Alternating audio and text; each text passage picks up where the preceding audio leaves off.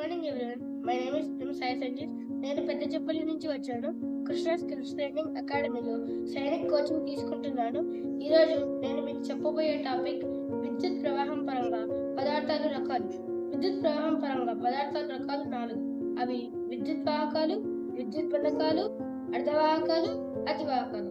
విద్యుత్ వాహకాలు ఏ వస్తువులైతే విద్యుత్ తమ గుండా ప్రసరింపచేస్తాయో వాటినే విద్యుత్ వాహకాలు అంటారు.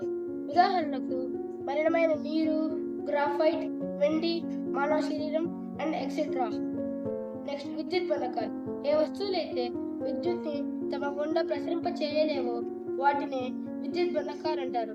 ఉదాహరణకు స్వచ్ఛమైన నీరు, వజ్రం, పివిసి, రాయి అండ్ ఎక్సెట్రా. అర్ధవాహకాలు ఏ వస్తువులైతే విద్యుత్ని తమ గుండా పాక్షికంగా అనుమతిస్తాయో వాటినే అర్ధవాహకాలు అంటారు. ఉదాహరణకి సిలికాన్, జర్మేనియం అండ్ ఎక్సెట్రా. అతివాహకాలు ఏ వస్తువులైతే విద్యుత్ని తమ గుండా చాలా వేగంగా అనుమతిస్తాయో వాటినే అతివాహకాలు అంటారు. అతివాహకాన్ని కనుగొన్నది కామర్లిన్ ఓన్స్ అనే వ్యక్తి 1911లో కనుగొని 1913లో నోబెల్ బహుమతి గెలుచుకున్నాడు. అతివాహకాలకి ఉదాహరణ aluminium, magnesium, diboride and etcetera. Thank you.